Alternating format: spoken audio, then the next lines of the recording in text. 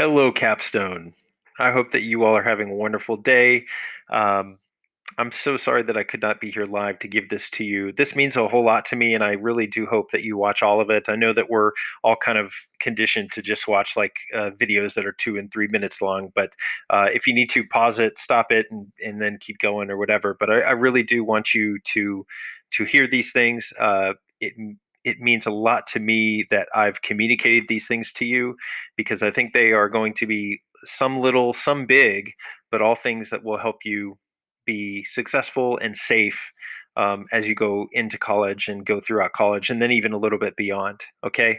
Again, I'm sorry I couldn't be there in person, but I do think it's a little apropos that I had to miss. If I had to miss it, then it would be to get my second booster shot, my vaccine shot. So in this day and age, that's probably the best reason to miss. So I miss you already. All right, here we go, everybody. These are my life lessons. The biggest thing is if you're gonna make mistakes, just make new ones. Making new mistakes, okay. Making old mistakes, not good. Um, let's talk about this a little bit. Here we go, everybody. So just kind of a smattering of things. First of all, using Lyft and Uber. All of you should be doing this in college. Um, but a couple of really simple tips using Lyft and Uber. So Lyft and Uber drivers have to have to submit applications, pass background checks, get their cars checked, and all of that kind of stuff. But they're basically just people. So a couple things. One is that it is entirely illegal to drive if you are under 21 and have any amount of alcohol in your system. So use Lyft, use Uber.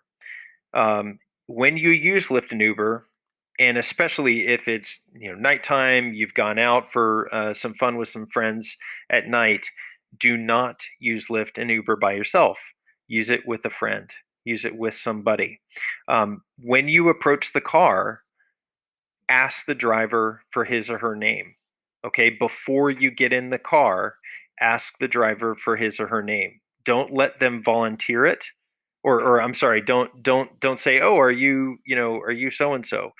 Make them volunteer it so that you can match it to your phone. Even if it has the same make, model, and everything on the car, make the driver give you his or her name. If you do have to use Lyft or Uber alone, before you get in the car, before you do it, text somebody and tell them, "Hey, I'm using Lyft. My driver's name is this. It's this kind of car, and I'm heading home. So expect a text from me in 10 minutes," and then text them again and let them know that you've made it home okay. Again, if you're alone, then make sure that you ride in the back seat. You can ride in the front seat. That's okay in a Lyft and Uber, but for you, for safety, you ride in the back seat and you ride in the seat that is directly behind the driver. Okay? In the worst case scenario, and the driver is an awful person and the driver wants to kidnap you, rob you, whatever, it is entirely more difficult for that driver to do anything to you if they have to turn directly, completely around. And those few moments where they are doing that instead of reaching just across kind of diagonal, you take that key and you stab them with that key. Okay? So sit right behind the driver. Know how you're going to defend yourself before you get in the car. All right? Now, um, well, there's a number of ways of doing this, and the big concern is maybe you're driving down the road and you're going 50 miles an hour, and incapacitating the driver or doing something to that driver would be to your detriment as well, and it's a cost benefit. But you need to know how you're going to defend yourself with a key in your hand, with mace, whatever. You need to know how you're going to defend yourself in that situation. Again, worst case scenarios, these are the nightmare scenarios, but you need to have thought them through in the eventuality that you do ever have to deal with it. Okay, so let's talk about tattoos. A lot of people get tattoos. I have tattoos. Here are my rules about tattoos. You never, ever, ever, ever, ever do it while you are intoxicated. Don't do it. How many regrets? How many friends do I have? Do you know? Do people know that got a dumb tattoo when they were intoxicated? That thing is forever. And if it ain't forever, it's going to cost you thousands and thousands of dollars to get it removed. And for that reason, here is my number one rule. That thing is going to be on your body for 70 years, right? You can wait a year. If you decide that you want a tattoo, know exactly what you want, know exactly where you want it, and then wait a year. And if you still want it, you get it. Okay, I got to be honest. I have two tattoos. I have one of my son's foot when he was born, his footprint, and that's on my back. And then I've got SPQR on my left shoulder here, the Senatus Populusque Romanus, because I'm a Latin teacher. Well, the one thing, and you all know that I'm a big Georgia fan, and I have 2 degrees from Georgia. I'm an alumnus. I'm a double dog, as they call it. Well, I've always kind of wanted to get a Georgia G, and that's simple. I know what I want, and I have to be honest, for the last decade, I can never quite decide where I want to get it. So guess what? It's been a long time, and I still haven't gotten it. Maybe one of these days I will. You pay for what you get. This is a big deal, everybody. If you're going to splurge on one thing, make it a tattoo, okay? Don't go cheap. The cost and the reputation of the tattoo place, whatever it is absolutely commensurate with the what's going to be on your body for the rest of your life. Let's talk about tipping. Okay, this is easy. If you cannot tip 20%, you do not go out and get something to eat. You do not go out and do whatever it is you do that would then result in you needing to tip. Okay? Tipping anything below 20%, not okay. Even if the service was terrible. If the service was terrible, okay, give that person a tip. And I don't know. It doesn't have to be your job to point out that this person is the worst waiter or waitress in the world.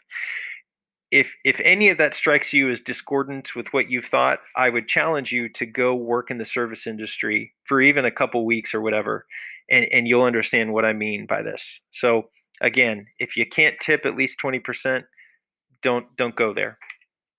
All right, consent, a very serious topic, tattoos, whatever, but consent is a very serious topic. And this is important. Consent, period, plain and simple. You get it. You get it every time. It sounds corny. It sounds awkward, maybe. It could be a weird situation, could be an awkward situation. It doesn't matter. Be an adult about it. You get consent every single time. All right. So a little lighter fare, but still really, really important and very impactful. Everyone's going off, or most of us, I think, are going off to college, and most of us are going to be rooming with somebody. And I want us to all kind of reset and realize, even if you're someone who's got many brothers and sisters, just realize a dorm is a tiny space, and you're about to share it with somebody. You're not ready for it. Okay, you got to do a lot of sort of humbling of yourself and realizing I'm coming into a new situation, and your roommate is also in the same boat. Your normal, even though it feels normal, is not the normal for anyone else. Well, same thing with your roommate. If you have an option, room with somebody, and this is the perfect situation. Usually, odds are, if you room with your best friend, they're not going to be your best friend after that year. That's usually, unfortunately, the case. The best situation is that you room with someone that you know, maybe a classmate from high school or something, but they're not like a really good friend of yours. So there's room for you to grow together and room for you to kind of learn about each other. Um, but you're not complete strangers. That might be the best situation. Or, go potluck. Now, if you go potluck, you don't know who you're going to get, right? You're just matching with a random person. For me, it worked out. I've got a friend who I didn't know. He went to a high school 45 minutes down the road from my high school, and just by someone clicking a couple buttons on their screen at the UGA housing office, we were matched, and it turned out great for us. But that's not always the case. So the best situation is rooming with a friend, but someone who's not already a good or your best friend. All right, you got your dorm room. Here's the deal. Every dorm has a resident assistant, a resident hall assistant. He is or she is a upperclassman usually, who is getting free room and board in exchange for being in charge of that hall. You better treat that person well, because no one else is gonna. Okay, they have a hard job. They gotta wrangle freshmen, wide-eyed freshmen who everything is new. They're independent for the first time, and they're gonna want to go out and party and all of that kind of stuff. They're gonna have roommate squabbles, all of that kind of thing. It is a tough job and it is a thankless job. You need to treat that person well because no one else is going to treat that person well. All right, let's talk about college classes. Okay, so you're when you sit down to choose your classes freshman year, it's unlike anything you've ever experienced because even in high school, even when you had a choice, it was really only a choice of a couple things. It's like, okay, I got to pick a science class this year. Well, I've got three choices of a science class. Which one of those do I pick? When you get to college, and especially if you're at a big college, they you'll do your freshman orientation and they'll sit you down and they'll give you a little bit of a primer on tutoring tutorial on how to sign up for your classes.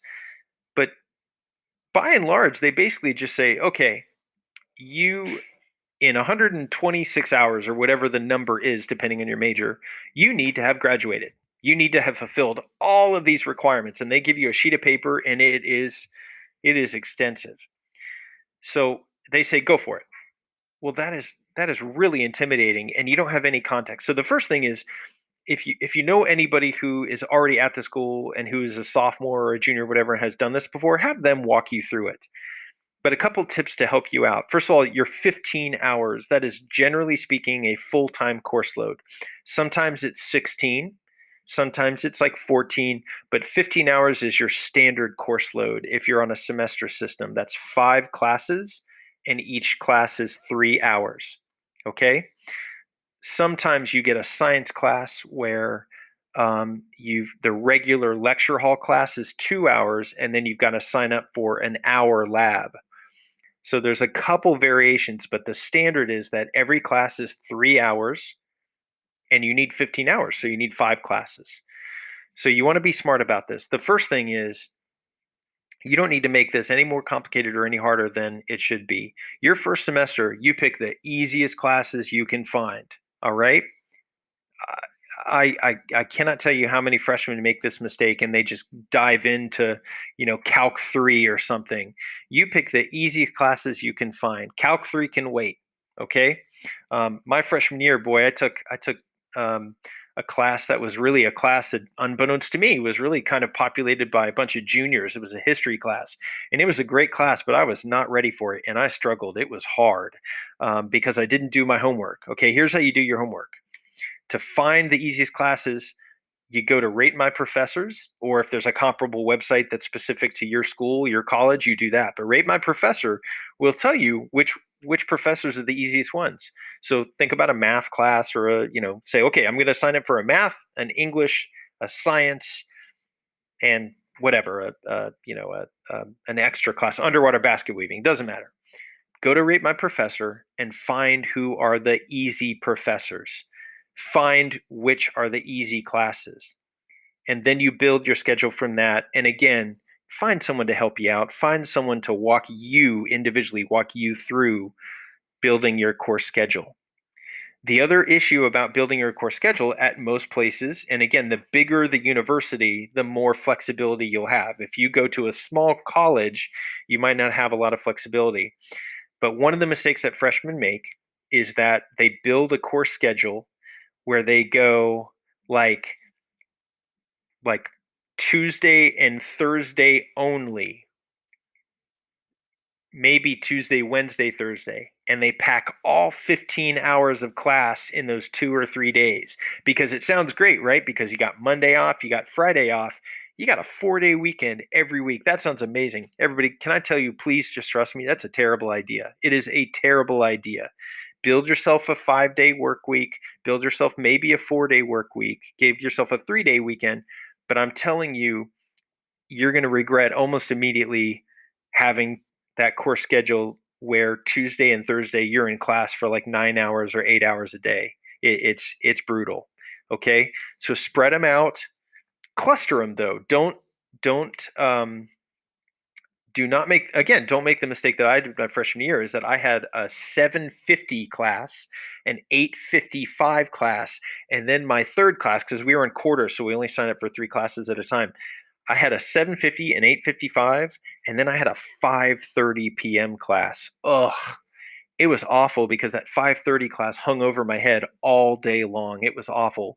So maybe build a schedule where your classes are kind of clustered, or maybe build a schedule, and this is even better, where a couple of classes are back to back, and then you have an hour, and then you got a couple more classes. That's ideal, because then if you have a test or you have a last minute studying or something you have to do, you've got time to do it. But try to cluster them. Don't spread them out over the whole day. You'll regret that as well. So be proactive with your advisors, everybody. You'll have advisors, but again, the bigger your school is, so University of Arizona, the bigger your school is, the less detailed, the less individualized the advising is going to be. You need to be proactive with them. You need to ask questions. You need to do your homework on your own. You need to find a friend, a former classmate, someone you trust that's a sophomore that's already been there, and you need to have them help you figure that stuff out. The best thing, another really great piece of advice, is if you got friends at this college with you, coordinate with them. Take those basic classes together, study together, create study buddies, and have them be people that you know are going to lift you up and not bring you down. Have them be the people that are going to refuse your knee jerk reaction on a Tuesday night to say, you know what, let's go out. Find people that are going to lift you up and not hold you down. So now that you're in class, a couple tips, okay? And some of this is going to sound a little corny, but again, this is all about making your freshman year easier, and the best it can be. So here's some tips. Sit in the front, okay? And when the professor is lecturing, because most of your classes will be lecture based, nod. When the professor looks at you, yeah, yeah, yeah. Don't do it too much. Don't be a kiss butt, right? But just nod. Okay, yeah. Show the professor that you're listening. Once or twice. Okay? Quick question after class. Do not monopolize the professor's time. Do not send massive emails. Do not sign up to go see your professor during their office hours every week or every other week or whatever. Ask them a quick question because you want to be on their radar, but you want them to be on a radar in a way that shows that you are not a high maintenance student. Okay? Especially if you were at a Research One institution, you need to realize something really important about your professors. The professors, by and large, at big research institutions, teaching is not their passion. Teaching is not their primary responsibility. In fact, their evaluations for tenure, teaching is 10 to 15% of that evaluation. 85 to 90% of that tenure's evaluation and review has to do with research, has to do with presenting at conferences, has to do with publishing, has to do with all of that part of it. 10% is teaching. So a lot of those professors, they want to give their lecture and they want to get the heck out of there and they want to go for their tenure. And tenure, everybody, is a 80-hour a week job. The teaching is an inconvenience for them. I hate to tell you this. So you do not want to monopolize the professor's time. You want to show them that you're listening, show them that you're there, show them you're paying attention, and then you want to get the heck out of there. Get the heck out of their way. For this reason, they will have teaching assistants. And in a lot of cases, everybody, the teaching assistant who this is a grad student in whatever discipline that they are, the teaching assistant is getting paid. This is generally how they're paying for their college. And that teaching assistant, everybody, is the one who is grading your papers, is the one who is grading your tests. So again, without being high maintenance, without monopolizing time, get to know the TA and understand that these are teaching assistants who, again, have no interest in actually teaching. They're doing their job so that they can exist and go to school. They're doing what they have to do. So they don't have time for your stupidity. They're also not as mature as your professors, so they're going to be more impatient if you are monopolizing their time and taking advantage of their time. Okay? The other thing is that they talk to each other. The TAs and the profs talk to each other. Sit with people, like I said, that are going to make you better. Sit with people that are going to hold you accountable. And for the love of God, turn your cell phone off. Don't put it on silent. Don't put it on vibrate. Turn it off. Turn it off because you don't want it to go off in class, because professors will absolutely vilify you for that. But you also don't want to give yourself the temptation of checking it in class. You just turn it off. Every time you walk into class, turn off your cell phone. Okay? Please do those things. Now, let me talk about this for a second. The reason that I'm telling you all of this, the reason that I want you to get in your professor's good graces, the reason that I want you to get in your TA's good graces is because grades are very subjective in college. Very subjective. Professors will take pity on you if they feel like you're worth the pity. If they feel like you're not worth the pity, they're not going to take pity on you. Couple, again, very easy things to make a good impression on your professors. Always assume doctor. Always assume it. They'll correct you if you're wrong. That's okay. But don't you dare call a doctor a Mr. or a Ms. or a Mrs. or bro, because, I mean, that'll be the end of you. When you turn in assignments, you need to obsessively check your spelling and punctuation. Everybody, when you turn in writing, it is not doing it without editing. It is not editing once. It is editing 3 and 4 and 5 times. Your spelling and your punctuation needs to be perfect every time. On entirely different notes, and these are just kind of a smattering of things, do not be afraid to change your major. Everybody, the stat is somewhere around 80-85% of undergraduates will change their major. Don't be afraid to do that. Now, sometimes it's a change from Latin to classics, right? A broader version of the same subject. But sometimes it's Latin to journalism. I went into UGA as a broadcast journalism major because I just wasn't sure, and it's not a big deal. You don't have to declare a major when you apply, and you have really about a year and a half before declaring a major is actually an issue.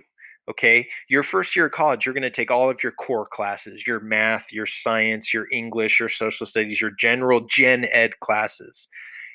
When it gets to you, like the middle of your sophomore year, especially everybody with your AP credits and all of that, by the beginning of your sophomore year, maybe by the middle, that's when you really need to have that major declared. You need to have a decision because you're going to have to start taking those major level classes, those 4,000 level classes is what they're called.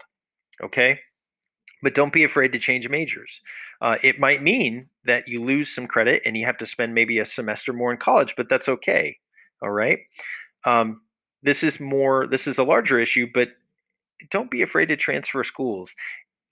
Don't make a decision after your first semester. Reevaluate it after your second semester. Okay. College is a rough transition, and a lot of people have a very rough time with that transition, especially if you're not close to home. So don't let that color your decision after your first semester. Wait until the end of the year and evaluate. And everybody, not every college is good for every student. Sometimes the academics great, but the student life stinks. Sometimes the student life is great, but the academics stink. Sometimes it's just not a match. And you don't know this. And you're going on your best guess right now for the colleges you applied to. You don't know until you're there. And sometimes it's just a matter of you can't find a friend group, you can't find a social group. It's just not clicking. Everybody, that's okay. It's okay to transfer schools. The other thing that I'll tell you, and this is absolutely a real thing, the freshman 15, if you haven't heard of that by now, the typical thing is that your freshman year you gain 15 pounds. You gain 15 pounds because you eat more, you eat worse, you eat that pizza at 2 a.m., you snack all the time, all that stuff. It really is true that people gain a lot of weight their freshman year. So just watch out for that. And there's a larger issue here about exercise being good for your mind as well as your body. So try to make exercise, meditation, quiet time, but finding ways to get out the energy, get out the anxiety, all of that kind of stuff. The last thing that I'll say about you and the journey that you're about to embark on is it's going to fly by. You need to soak it in. You need to soak in every moment of every day. It's going to fly by. I will tell you this. Um, you you'll be stressed in college. You'll have all sorts of stressors. But I will also tell you that those stressors don't have the magnanimous consequences that the stressors after college do, right? Where you've got mortgages and rent, you've got family, you've got all of that stuff. So it will be stressful, and there will be moments when you feel like I just can't handle the stress. But I promise you that this is one of the most freeing times of your lives. And be sure you look around. Okay. Now, whatever you do, don't make this mistake. Okay. Everybody knows this word entitlement. No one likes an entitled person. Please actively fight against entitlement. It is the single best way to make sure that everybody hates you. Okay. If you feel that you deserve a better grade, maybe you do. Nope, you should have worked harder. If you didn't get the grade you wanted, it's your fault. Period. End of story. If you think you deserve better treatment from your friends, if you feel like, gosh, my friends are not good enough friends, it's probably you. You should be the one to treat them better. If you decide that you deserve more than you got, well, I mean, maybe that's true. Maybe not. Just shut up and take it. Okay? Entitlement. You don't want entitlement. Do something about it. Be active, not passive. Okay. Now I'm going to stop here and do a part two, and this is a transition into things that sort of are bigger than college. Okay. So I hope you enjoyed part one. I hope that you felt it was valuable, and I hope that you remember these things so you don't make the same mistakes. Remember that tons of other people have made before. See you in a bit.